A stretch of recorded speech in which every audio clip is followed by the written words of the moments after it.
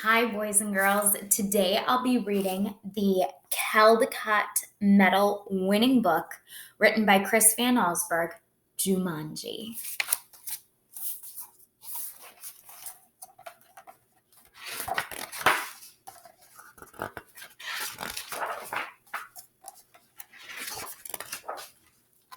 Now remember, Mother said, your father and I are bringing some guests by after the opera, so please keep the house neat. Quite so, added Father, tucking his scarf inside his coat. Mother peered into the hall mirror and carefully pinned her hat in place, then knelt and kissed both children goodbye. When the front door closed, Judy and Peter giggled with delight. They took all the toys out of their toy chest and made a terrible mess. But their laughter slowly turned to silence till finally Peter slouched into a chair. You know what? He said. I'm really bored. Me too, sighed Judy. Why don't we go outside and play?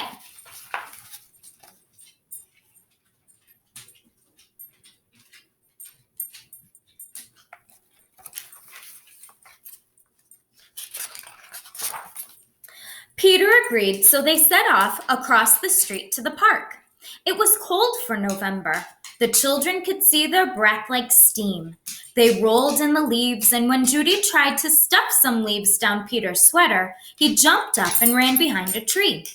When his sister caught up with him, he was kneeling at the foot of the tree, looking at a long, thin box. What's that? Judy asked. It's a game, said Peter, handing her the box. Jumanji, Judy read from the box. A jungle adventure game. Look, said Peter, pointing to a note taped to the bottom of the box. In a childlike handwriting were the words, free game, fun for some, but not for all. P.S. Read instructions carefully. Want to take it home? Judy asked. Not really, said Peter. I'm sure somebody left it here because it's so boring. Oh, come on, protested Judy. Let's give it a try. Race you home. And off she ran, with Peter on her heels.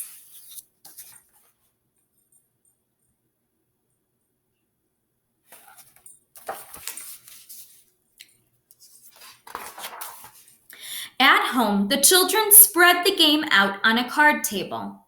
It looked very much like the games they already had. There was a board that unfolded, revealing a path of colored squares. The squares had messages written on them. The path started in the deepest jungle and ended up in Jumanji, a city of golden buildings and towers. Peter began to shake the dice and play with the other pieces that were in the box.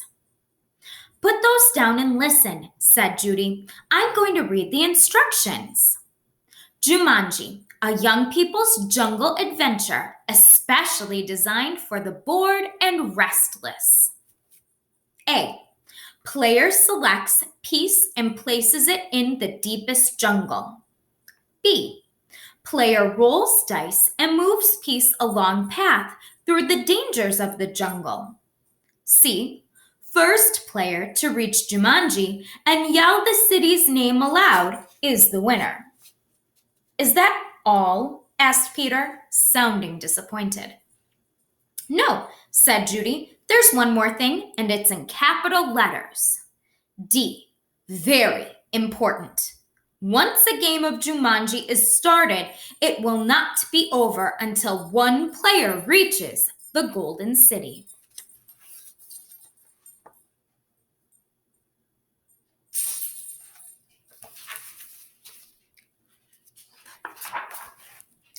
Oh, big deal, said Peter, who gave a bored yawn. Here, said Judy, handing her brother the dice. You go first. Peter casually dropped the dice from his hand. 7, said Judy. Peter moved his piece to the 7th square. Lion attacks. Move back 2 spaces, read Judy. Gosh, how exciting, said Peter in a very unexcited voice. As he reached for his piece, he looked up at his sister. She had a look of absolute horror on her face. "Peter," she whispered, "turn around very, very slowly." The boy turned in his chair. He couldn't believe his eyes. Lying on the piano was a lion, staring at Peter and licking his lips.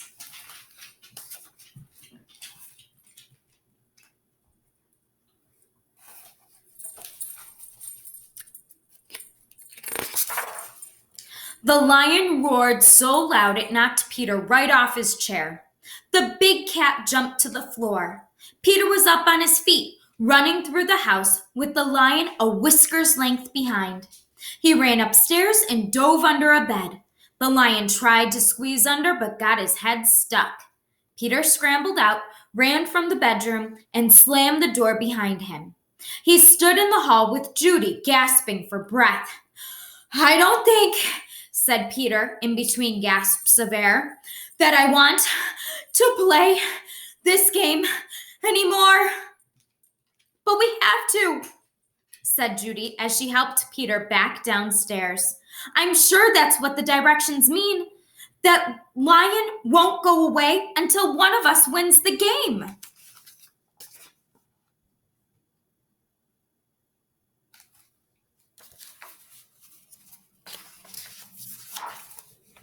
Peter stood next to the card table. "Can't we just call the zoo and have him taken away?"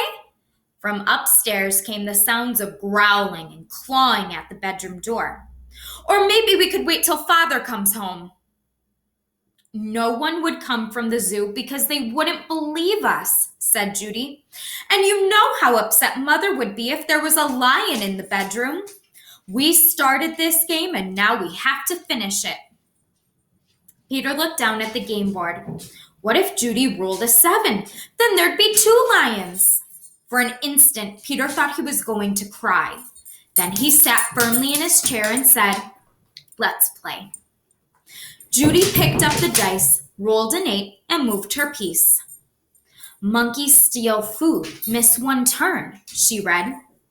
From the kitchen came the sounds of banging pots and falling jars. The children ran in to see a dozen monkeys tearing the room apart.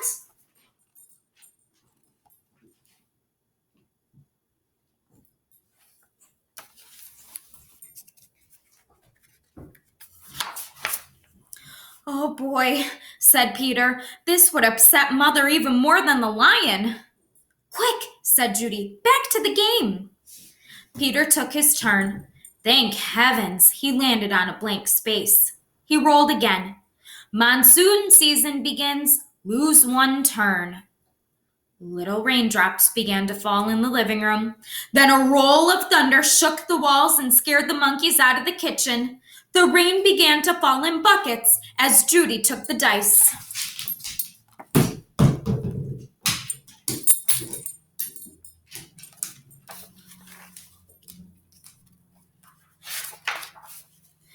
Guide gets lost. Lose 1 turn. The rain suddenly stopped. The children turned to see a man hunched over a map. "Oh dear, I say, spot of bad luck now," he mumbled. "Perhaps a left turn here, then no, a right turn here. Yes, absolutely, I think. A right turn, or maybe—" "Excuse me," said Judy, but the guide just ignored her.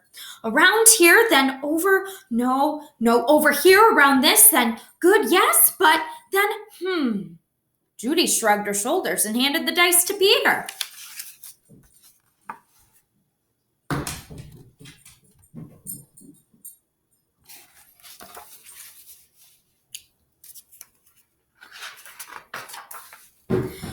"4, 5, 6, he counted. "Bitten by a tsetse fly, contract sleeping sickness, lose 1 turn." Judy heard a faint buzzing noise and watched a small insect land on Peter's nose. Peter lifted his hand to brush the bug away, but then stopped, gave a tremendous yawn, and fell sound asleep, his head on the table. Peter, wake up!" cried Judy. But it was no use. She grabbed the dice and moved to a blank. She rolled again and waited in amazement. Rhinoceros stampede! Go back 2 spaces! As fast as he had fallen asleep, Peter awoke. Together they listened to a rumble in the hallway. It grew louder and louder. Suddenly, a herd of rhinos charged through the living room and into the dining room, crashing all the furniture in their path. Peter and Judy covered their ears as sounds of splintering wood and breaking china filled the house.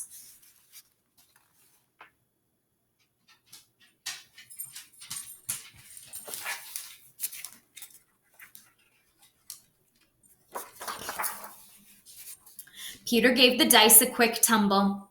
Python sneaks into camp. Go back 1 space. Judy shrieked and jumped up in her chair. Over the fireplace, said Peter. Judy sat down again, nervously eyeing the 8-foot snake that was wrapping itself around the mantel clock.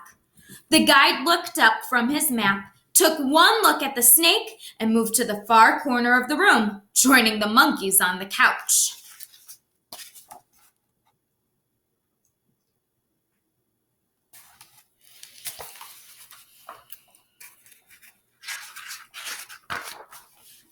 Judy took her turn and landed on a blank space.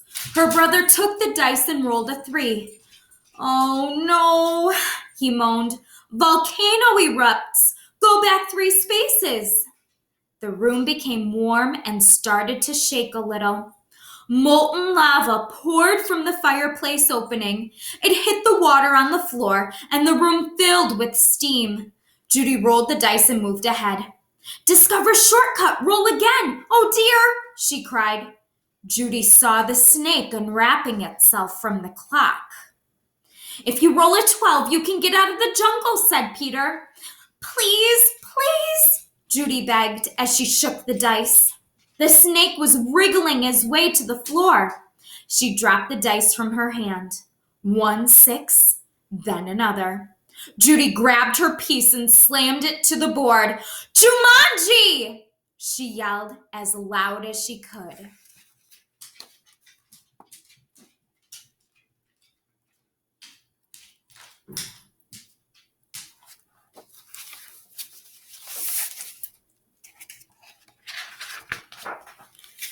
The steam in the room became thicker and thicker.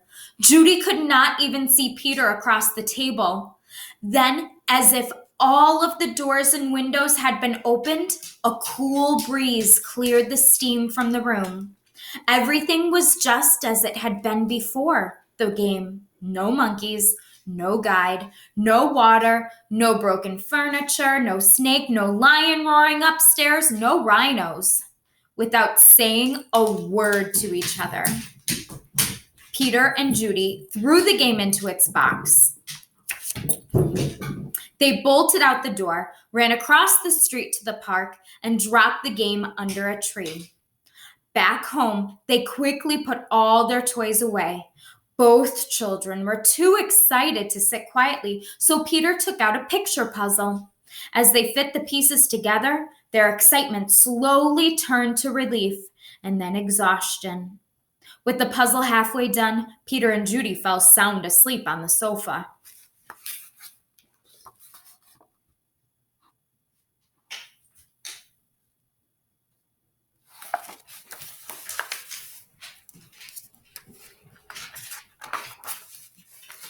Wake up, dears, Mother's voice called. Judy opened her eyes. Mother and Father had returned and their guests were arriving. Judy gave Peter a nudge to wake him. Yawning and stretching, they got to their feet. Mother introduced them to some of their guests, then asked, "Did you have an exciting afternoon?" "Oh, yes," said Peter. "We had a flood, a stampede, a volcano. I got sleeping sickness and—" Peter was interrupted by the adults' laughter. "Well," said Mother, "I think you both got sleeping sickness. Why don't you go upstairs and put your pajamas on? Then you can finish your puzzle and have some dinner."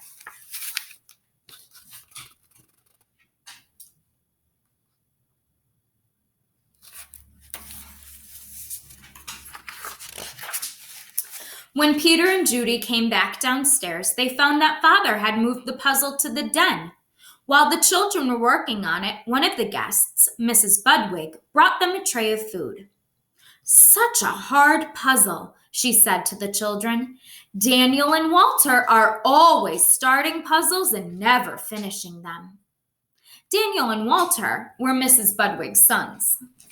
"They never read instructions either." "Oh, well," said Mrs. Budwig, turning to rejoin the guests. "I guess they'll learn." Both children answered, "I hope so." But they weren't looking at Mrs. Budwig at all. They were looking out the window. Two boys were running through the park. It was Danny and Walter Budwig, and Danny had a long, thin box under his arm.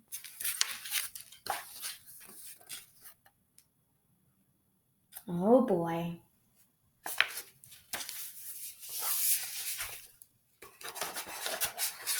I believe that is the end. I wonder, will Danny and Walter learn their lesson?